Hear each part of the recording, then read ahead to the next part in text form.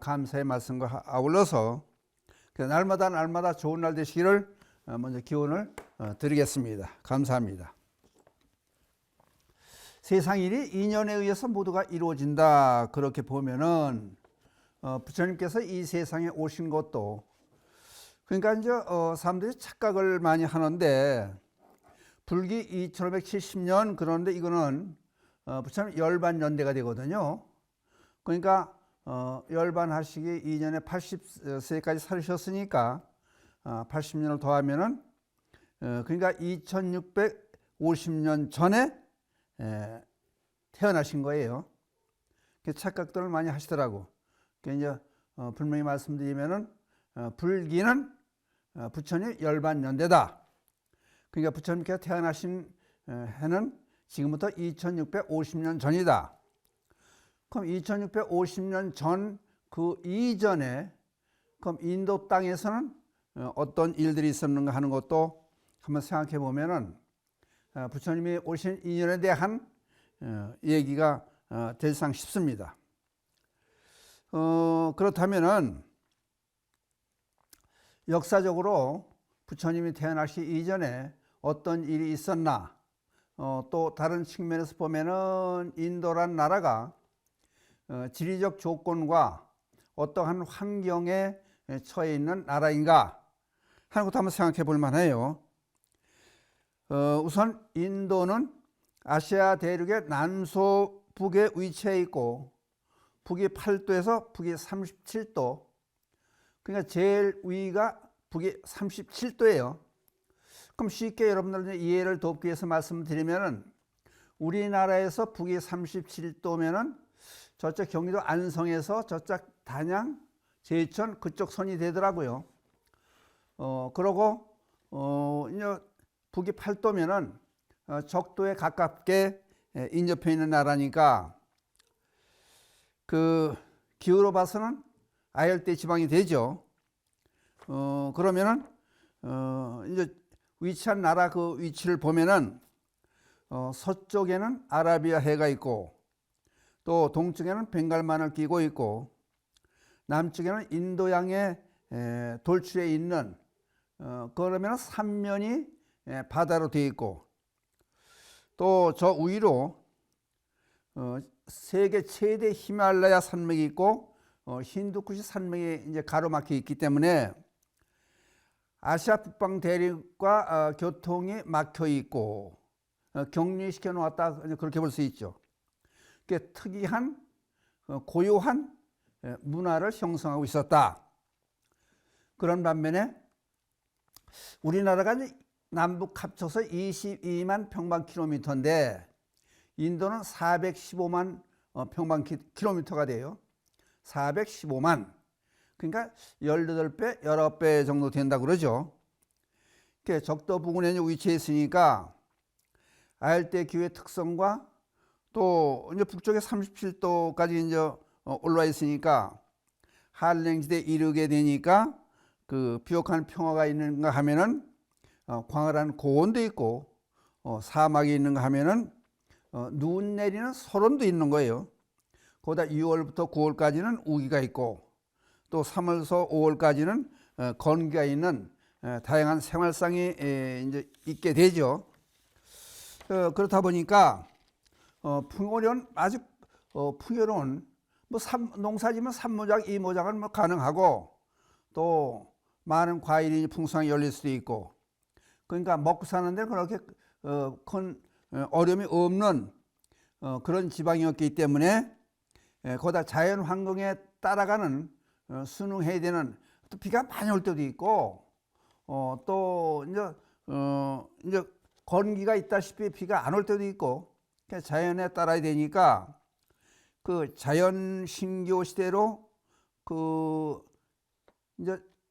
그게 이제 사람 힘으로 어쩔 수 없는 신의 일이 아니냐. 그래서 33신에서 많게는 이런 나라는 없어요. 사실은 3339개 3339개의 신까지 등장이 돼요. 그런데다가 이제 기원전 1500년 전에 이제 부처님이 태어난 것은 600년 된데 그 이전 부처님 이전에 그 북쪽에 침입한 아리안족이 있어요. 아리안족은 목축업을 하는 사람들이고 인도 사람들은 농업에 종사하는 사람이죠. 그 농업에 종사하는 사람과 목축업을 하는 사람은 생활 양상이 틀리잖아요.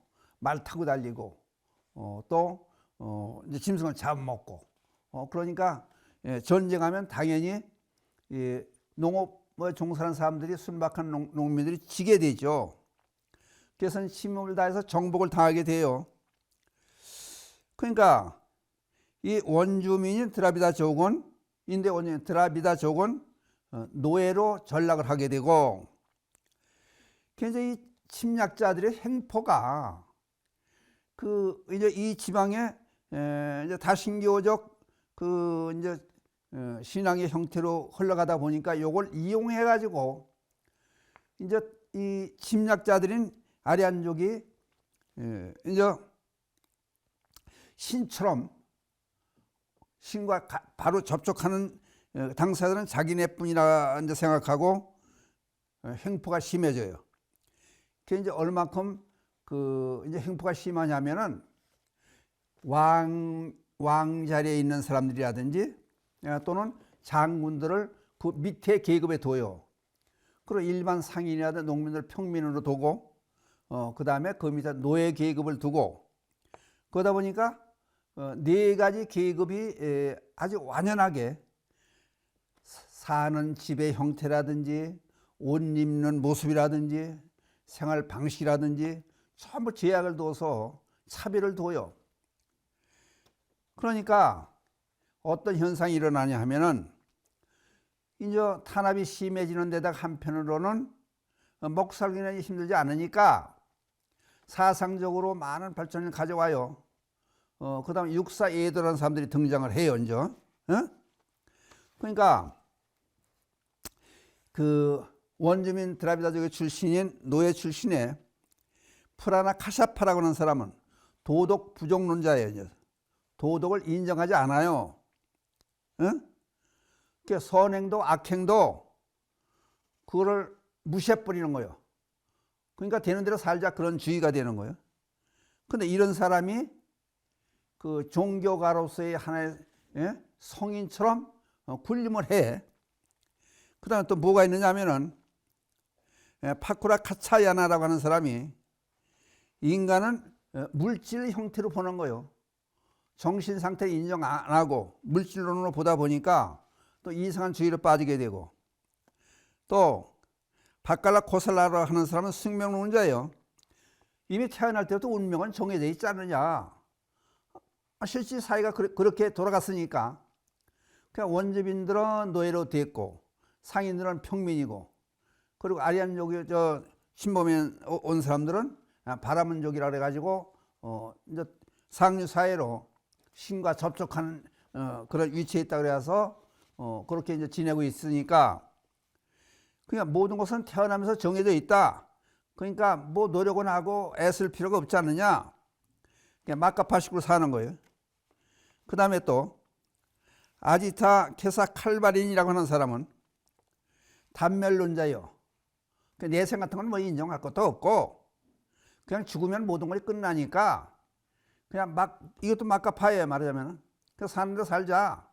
다른 사람 뭐 패주기도 하고 뭐 물건을 훔치기도 하고 죽으면 그만이니까.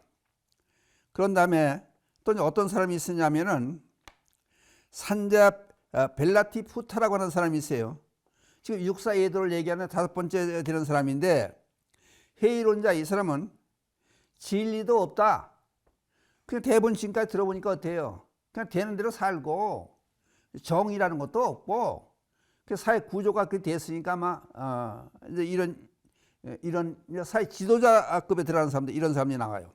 그러니까 6번째 니칸다 나타푸타라는 사람이 있는데, 이거는 자이나 교주예요.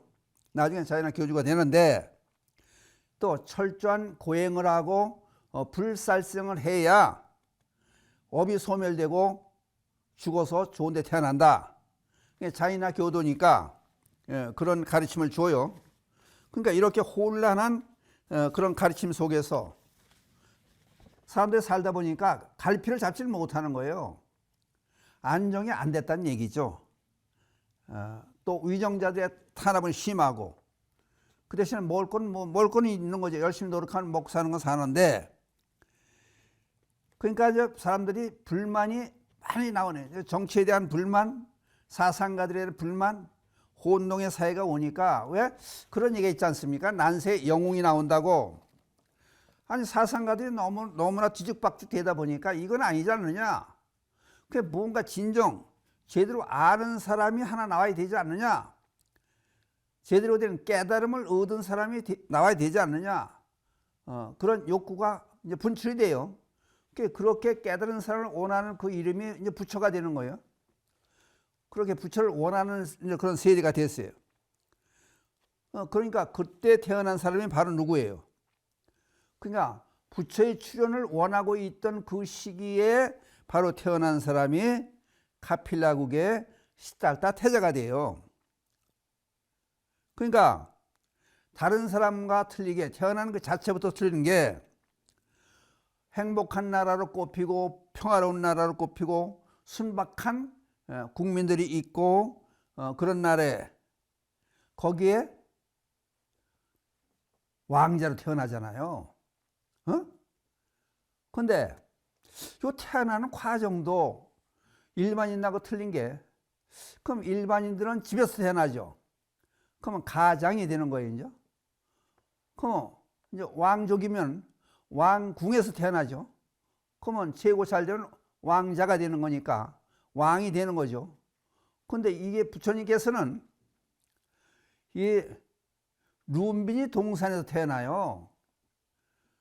그러니까 이제 아들 낳기 위해서 친정으로 가던 마야 부인께서 룸비니 동산에서 이제 시달타 태자를 낳게 돼요. 이것도 또 의미 분석을 하면은 우주 전체가 집이 되는, 아까 얘기했잖아요. 가장은 집에서 태어나고 왕자는 왕궁에서 태어나고 전 우주를 집으로 삼는 그런 입장이 되니까 룸비 동산에 태어나게 된 거예요, 이제. 응?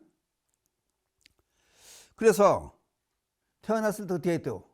다른 사람의 신격화시킨 용이 9마리나 나타나가지고 목욕을 시켜드리잖아요. 그 위상이 없어서 틀려지는 거예요. 그러니까 어떻게 했어요? 근데 우리가 부처님께서 태어나자마자 그런 얘기가 나오잖아요. 동서남북으로 7발자씩을 걸었다. 근데 그럼 태어나자마자 7발자씩을 걸을 수 있느냐 없느냐 그거에 초점을 맞추기보다는 그럼 어떤 행동을 맨 처음에 했고 어떤 말을 했느냐, 그게 상당히 중요한 것 같아요. 그러면 7발자국, 왜 7발자국을 갔을까요? 그러면 이제 세상에서 보는, 불교에서 보는 세계관은 육도 중생을 일컫잖아요. 그러니까 이제 육도 세계는 지옥, 악이, 축생, 아수라, 사람의 세계, 천상의 세계, 이렇게 6가지 세계예요. 요 세계는 고통의 세계라고 보는 거죠. 그러니까 요 6가지 세계를 벗어나는 것이, 그 의미를 부여하는 것이 7발짝을 띄었다. 그러는데 가는 발자국마다 밑에 연꽃이 피어나서 받쳐주더라. 연꽃은 뭐예요? 또 불교의 상징꽃 아니에요. 흙탕물 속에서, 지저분한 흙 속에서 연꽃이 자라서 피어나지만은 그 중생 속에, 고통스러운 중생 속에서 있지만은 진리로 되어 있는 몸이니까 더러움에 물들지 않는다. 그 연꽃 아니에요.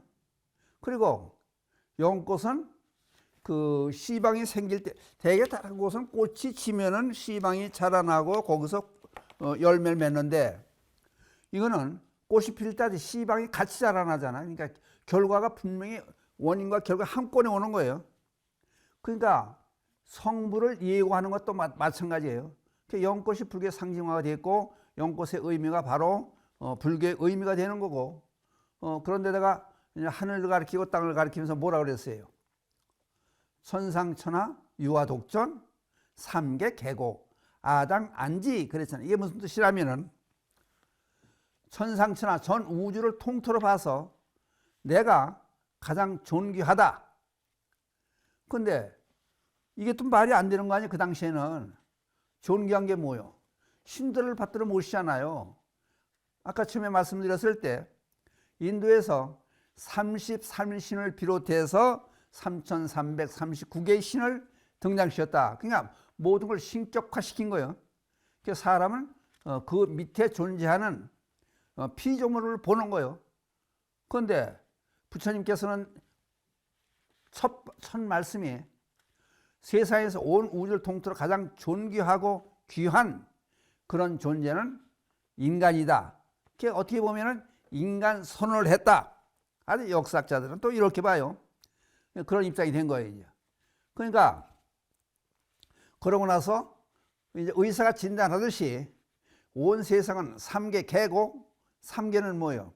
욕계, 색계, 무색계를 얘기하잖아요. 욕계는 욕심 많은 우리 사바세계, 그 다음에 색계는 물질적인 세계, 그 다음 무색계는 정신적인 세계. 그러니까 온 세계가 정신적으로 보든지 안팎으로 봤을 때 전부 고통 속에서 헤매인다. 그러니까 이제 태어나는 것도 고통이고, 늙는 것도 고통이고, 죽는 것 또한 고통이고, 병드는 것 고통이고, 그러니까 모든 고통 속에 태어나고 있고, 그리고 고통 속에 살고 있는 것이 모든 중생들이다. 그런데 이 중생들은 아당 안지 그래요. 내가 편안하게 할 것이다. 편안히 살게 할 것이다. 얼만큼 편안하게 살게 할 거냐? 극락 같은 즐거움으로만 가득 찬 그런 세상을 만들 것이다. 이제 그런 말씀을 한 거예요. 그러니까 불교가 지향했던, 앞으로 불교가 갈 길을 요 태어난 그 과정에서 전부 함축해서 좀 말씀해 놓고 있는 거예요. 그러니까 이제 어떤 사람들은 그래요. 아까 이제 말씀드렸듯이, 아니 애가 태어나서 어떻게 걸어 다니냐고. 근데 그거는 얘기에 초점이 될 수가 없어요. 그럼 불교에서 맨 먼저 무슨 말을 하고 싶고 어떤 행동을 하고 싶고, 그럼 뭐를 표현하고 싶으냐, 이제 그 얘기가 되는 거예요. 그렇다 보니까 탄생계가 등장을 하게 되고, 역사학자들은 그러잖아요. 부처님이 가장 위대하다는 얘기는 신의 종속돼 가지고 신의 시킴에, 부름에 따라서 움직이는 그런 존속물이 아니고, 인간이 가장 위대하고 존귀하다는 인간 선언을 한 분이 바로 역사상 오직 한 분, 석가모니 부처님밖에 없다. 그런 얘기를 하는 것이 처음에 태어나는 탄생계에서 나와 있는 말씀이에요. 그러니까 아까 말씀드렸듯이 이 혼란한 사회가 되면은 반드시 영웅이 나타난다. 세상을 인도해 갈 지도자가 나타난다. 근데 이제 세상 물정이라는 게 다 그런가 봐요. 바다가 오염되면은 태풍이 온다는 거예요. 바다를 뒤집어 놔서 청소를 하는 거예요. 그 마찬가지로 자연의 섭리라는 것은 이렇게 모두가 잘 살 수 있게끔 만들어 가는 것, 이것이 그냥 우연히 자연이 되는 게 아니라 하나의 인연에 의해서 이렇게 만들어져 간다.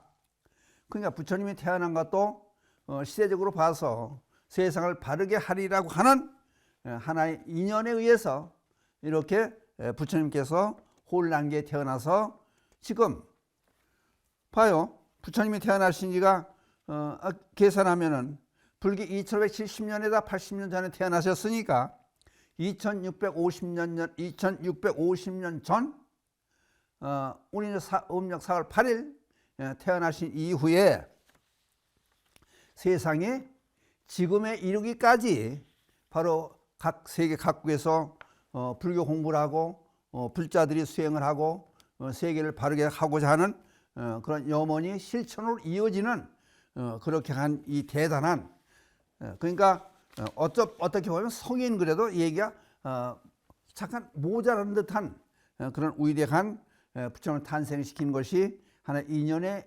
결과였었다. 그 얘기를 이제 부처님 오신 날이 며칠 지났으니까 같이 연결이 돼 나가는 이때니까 이것을 우리 불자께서 알아야 되지 않느냐. 그래서 이런 말씀을 드려서 참고를 하시기 바랍니다. 감사합니다.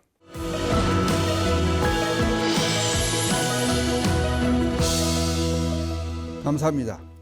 이번엔 질문에 답하는 시간이 되겠는데 질문을 이렇게요 본 방송에 연결해서 할 수 있는 그런 말씀을 나누기 위해서 부처님의 탄생에 대한 그러면 전생에 대한 어떠한 일들이 있어서 부처님의 이 생에 오시게 되었나 하는 그런 문제들을 그럼 본 방송에서는 이 땅에서 이루어진 일들에 대한 말씀을 드렸다면은 지금부터는 이 시간에는 질문 시간에는 그럼 전생에는 어떤 일들이 벌어졌나? 그러면 천상의 세계에서 하늘 세계에서는 어떠한 일들이 있었기에 부처님이 이 세상에 오시게 되었나? 그런 문제를 이제 양면적인 입장에서 보려고 그러는 거예요. 땅에서 이루어졌던 일들 또는 천상의 세계에서 이루어졌던 일들을 전생에 있는 일들을 그거를 부처님의 전생담을 들춰내면서 거기에 대한 설명을 해드려 볼까 그런 생각을 합니다. 이제 부처님이 무수한 전생에서 많은 수행을 했던 중에도 탄생과 직접 연결된 얘기들 중에 이런 얘기가 나와요. 이제 호명보살이 뭐 선해보살도 있을 때 있었고 호명보살 얘기가 나와요. 부처님 전생에서 바로 이렇게 이 땅에 오시기 전에 호명보살로 계실 때 10가지 바라미를 수행해서 완성했다. 응? 그 도솔천에 계실 때 이제 그런 얘기가 나와요. 그럼 10가지 바라미는 어떤 분들은 처음 들으시는 분들도 계실 것 같아요. 6바라미를 많이 들으셨죠. 6바라미는 보시, 지계, 인욕, 정진, 선정, 지혜. 이게 6바라미래. 거기다 이제 4가지를 더 붙여서 10바라밀이 돼요. 부처님의 수행에 완성한 것이 방편, 이제 월역지, 방편, 원역지 그게 돼요. 근데 방편에 대해서 잘 모르실 것 같아서 방편에 대한 설명을 드리면 10바라밀 중에서 7번째가 방편이에요. 그 방편은 지혜를 바탕에 깔고 그 다음에 탐욕이 많은 중생들에게는 보시의 공덕을 보여주면서 탐욕을 벗어나게 만들어준다. 그게 방편설로 보는 거예요. 그것도. 성내는 사람에게는 인욕을 가르쳐 주어서 성냄을 이렇게 버리게 된다. 어리석은 사람은 지혜와 선정의 중요성을 가르쳐 주어서 어리석음에서 벗어나게 한다. 쉽게 얘기하는 게 방편설. 그러면 어떤 분들은 그래요. 또 학자들은 팔만대장경이 전부 방편설이다. 그렇게 얘기하는 학자도 있어요. 사실은. 그럼 쉽게 한 가지 예를 들면은 우선 법화경에서 보면은 화택이유라는 게 나와. 화택비유. 세상은 고통으로 전부 고통 속에 이렇게 참 휩싸여 있는데 그걸 예를 드는 거예요. 이제 그 얼만큼 심각한 고통이냐. 큰 집을 하나 비유로 들면서 화택이유, 화택에 대한 불난집에 대한 비유를 얘기하는 거예요. 근데 방들도 많고 집도 크고 근데 애들이 그 속에 놀고 있어요. 근데 한쪽에 불이 났는데 불난 걸 모르는 거야 애들이. 그럼 우리가 고통 속에서 헤매고 있는데 나는 밥 먹고 즐겁게 하고 행복하다고 잠 안 하고 앉았는데 한쪽에서 불행한 사람도 있는 거예요. 그 세상이니까. 근데 이걸 이제 축소시켜서 한 집안에 놓고 애들한테 얘기를 해요. 불났다 그러면 애들이 불난 걸 모르고 불에 탄다든지 불에 타서 죽는다든지 이런 고통을 모르니까 그래서 제 놀이에 바빠서 움직이고 있는 거 됐더니 이제 얘기를 하잖아요. 밖에 너희들의 탈거리가 있다. 뭐 사슴이 끄는 수레, 또는 뭐 소가 끄는 수레. 그 요즘 말하면은 장난감 자동차가 있다. 또 뭐 버스가 있다, 전철이 있다 이렇게 가지고 놀아라. 그 이제 방편설로 얘기를 하는 거예요. 그 애들이 뛰어나와 보니까 밖에는 소가 끄는 수레가 있더라. 그 대승을 뜻하는 거예요. 자동차 준다고 하면서 모두 온 세상에 있는 모든 사람이 함께 행복하게 할 수 있는 그런 상징적으로 간다는 걸 표해서 이제 자동차, 대승소승이 이제 거기서 나오는 거예요. 그러니까 그것도 하나의 방편설이었다.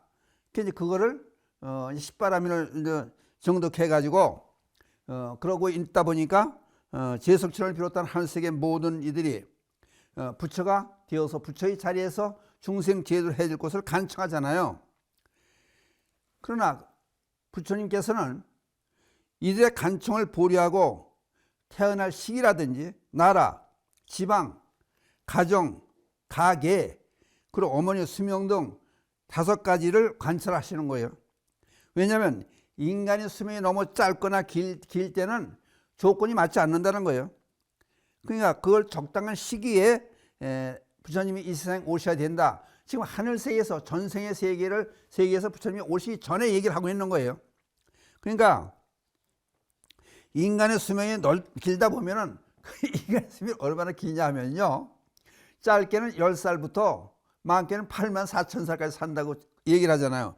너무 길게 볼 때 보면은 생사에 관한, 죽는 데 관한, 태어난 데 관한 절실함을 느끼지 못하고, 반대로 너무 수명이 짧으면 10살이라든지 20살밖에 못 산다 그러면은 요게 또 문제가 되는 거예요. 응? 걱정으로 가득 차 있으니까 부처가 오든지 뭐든지 아니 하루살이는 하루밖에 못 사는 거 아니에요.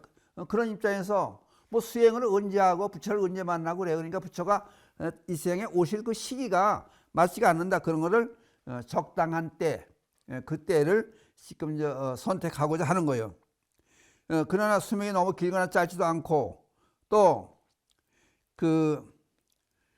태어난 나라도 맨날 전쟁이나 하고 복잡한 또 폭정이나 베풀고 폭정이나 하고 그런 왕이 있는 그런 나라로도 가서 태어나면 이게 또 문제가 되잖아요. 그러니까 인도의 카필라를 택한 게 항상 선량한 백성들이고 거기다 가계를 선택함이 있어서도 그 미천한 그 집안이 아닌 세상 사람이 존경받는, 실제로 그 권세에 눌려서 가짜로 존경하는 그런 게 아니라 실제 마음에서 우러나서 존경하는 왕이 있는 나라, 그러다 보니까 석가족이 있는 카필라국을 택한 거예요. 그래서 어머니에 대한 선택도 있어야 되는 거예요. 그 어머니가 또 그러니까 세상을 이렇게 인도하고 가르쳐갈 부처님의 어머니가 이게 또 시원찮은 어머니가 되면 이게 또 신임이 안 가는 거예요. 그러니까 그것까지 보는 거예요. 그러니까 여러 가지 조건을 보는 거예요. 어머니에 대한 선택은 애욕도 없고, 또 수많은 겁동한 바람일을 행했고, 또 세상에 오계를 깨트린 적도 없고, 그러니까 그런 걸 전부 가리다 보니까 마야 왕비가, 마야 부인이 선택이 되는 거예요.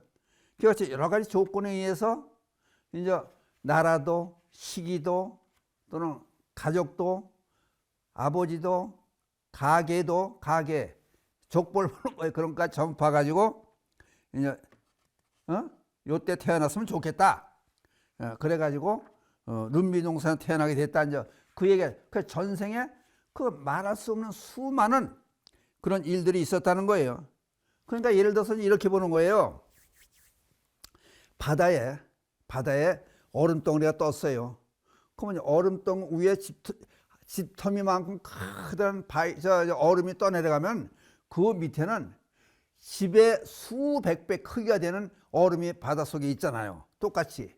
그냥 우리가 보이지 않는 그런 모든 그것도 인연이 아주 교묘하게 톱니바퀴가 아주 아기를 맞춰 돌아가듯이 그렇게 됐다는 거예요. 그럼 여기서 우선 이제 그 수행의 한 단면으로 이제 호명보살로 부처님이 계실 때 어떤 일이 있었나 하는 것도 한번 생각해 볼 만해요.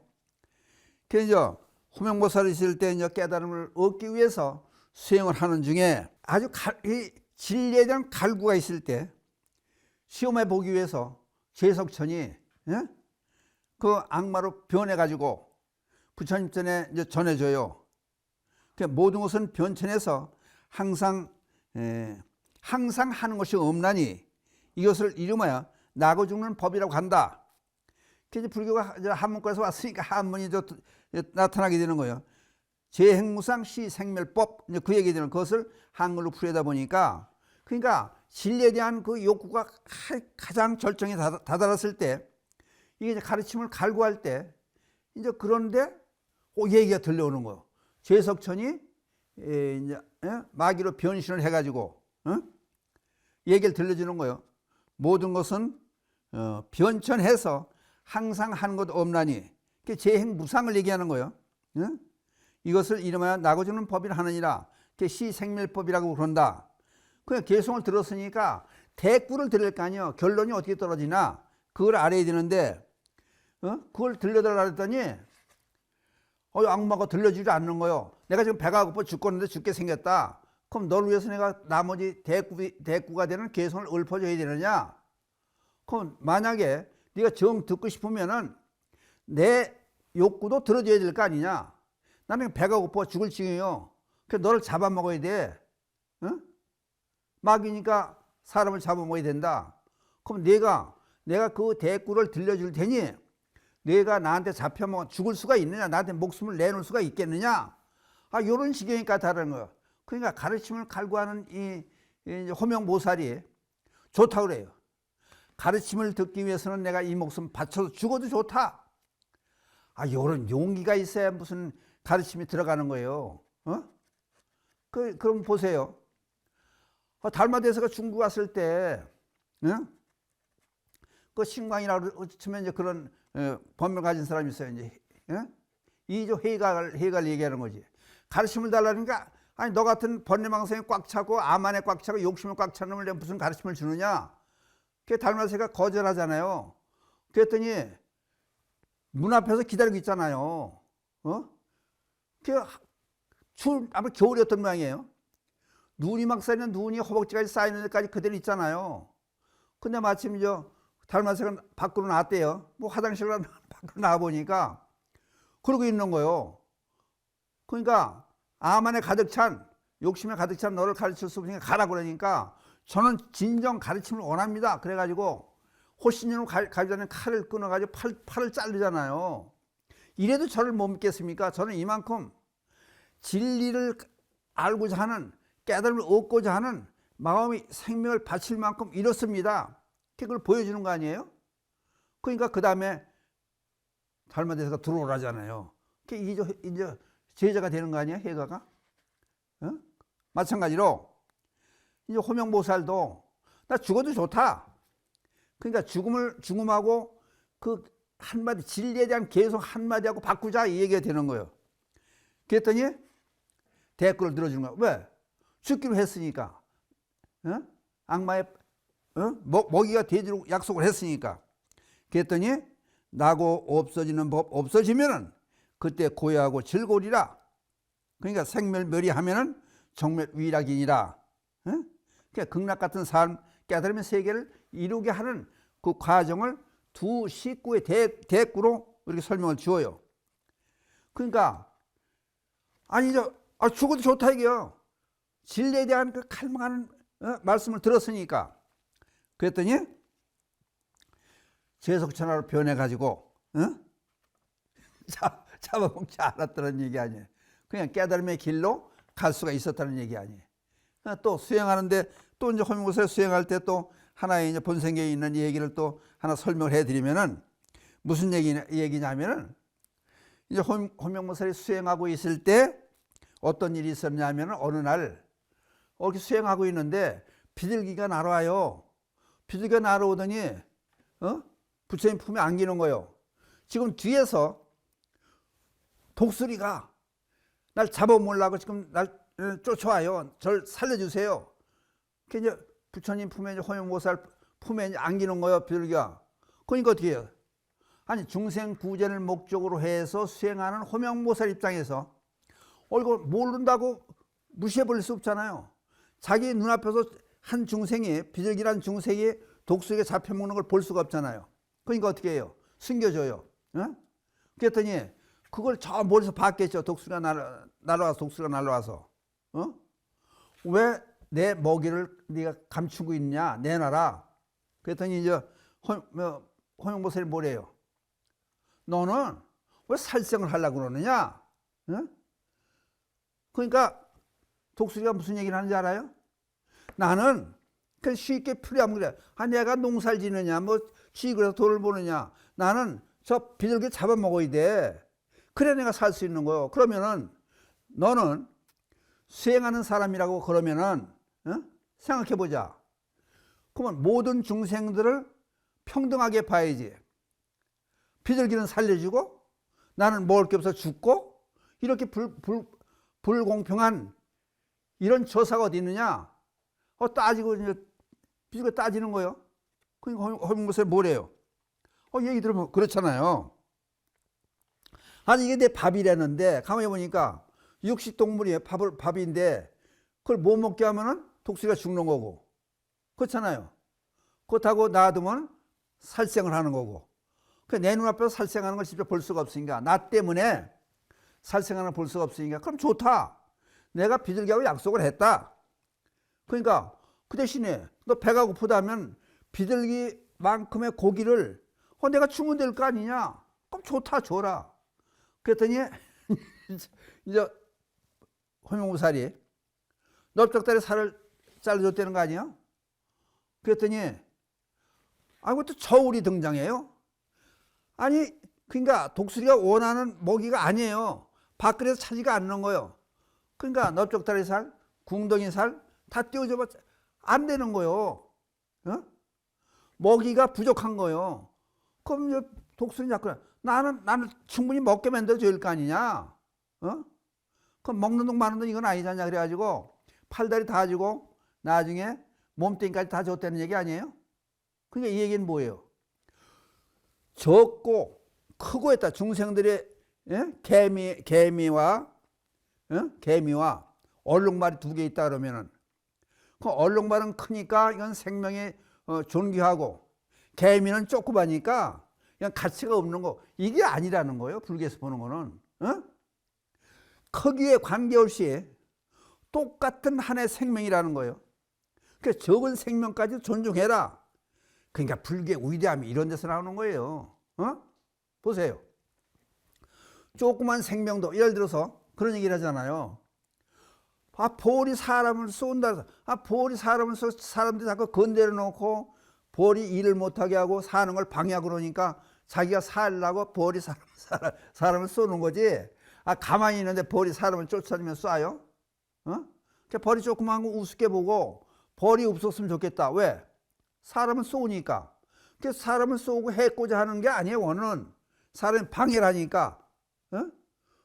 꿀을 딸라 그러면 먹일 딸라면 못하게 하고 방해하고 꿀을 따면 사람이 다 뺏어가고.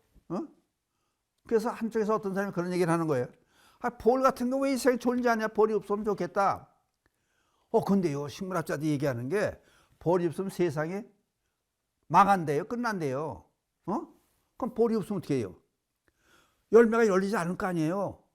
이제 꽃술에서 암소수 같이 있으면은 그게 벌이 이제 꿀을 따면서 이게 같이 섞이도록 만드는 거 아니에요. 또 따로따로 떨어졌을 때는 벌이 날개 물시고 몸을 연결시켜서 열매를 맺게 만들어주는 거 아니에요. 그러니까 벌이 없으면은 세상이 망한다는 거예요. 그러니까 어때요? 그렇다 보면은 이제 한 가지 단순한 비둘기와 독수리와 예를 들어서 그걸 보고 그건 전생에 부처님의 전생에 허명보살이 한 행위를 보면은 불교가 어떤 방향으로 나가고 있느냐는 걸 다 알잖아요. 그러니까 다른 종교가 틀린 점이 그거예요, 바로. 그냥 다른 종교는 사람을 위주로 해서 생명은 다른 건 뭐 양도 죽여도 좋고 뭐 전부 부속물로 하는 거예요. 불교는 그게 아니잖아요. 나무도 송사리도 참새도 모두가 다 잘 살 수 있어야 사람이 그 속에서 숨 쉬고 물 먹고 농사 지어가면서 편히 살 수 있다는 거예요. 그러니까 불교가 이런 종교가 세상에 없는 거예요. 불교 같은 종교는. 그러니까 그런 거를 전생에서 전부 수행으로 체득하고 때가 돼가지고 이 세상에 내려오는 거예요. 그걸 뭐예요? 도설내이상이라고 그러잖아요. 그 시간이 이제 뭐 한정된 시간에 설명을 드리려고 보니까 이런데 그럼 전생에서 그만큼 무수히 많은 겁 동안에 겁이면 얼마큼 많은 세월에 우리 시가지로 4억 3,200만 년은 그 무수히 많은 겁 동안에 부처님이 전 세계 수행을 이런 수행을 해 오면서 이 세상에 와서 우리들을 제도해 가지고 오늘날 우리가 뭐 지금 2650년 전에 태어나신 부처님을 엊그제 태어나심을 경축하고 봉식 법회를 하고 모든 사람 같이 와서 부처님 법문을 해주고 사회 기하는 좋은 일을 보시 행위를 하고 법문을 들려주고 하는 이런 이유들이 이런 연유에서 있었다. 그러니까 자세히 설명할 시간은 모자라지만은 이런 관계로 해서 부처님께서 이제 이 세상에 태어나셨다. 그러니까 아주 세밀하게 짜여져 있잖아요. 어느 시기에 갈 거냐, 어느 나라에 갈 거냐, 어느 가정에 갈 거냐, 어머니는 어떤 사람을 만나야 될 거냐, 그리고 어떤 수행을 했느냐. 그게 처음 무르익었을 때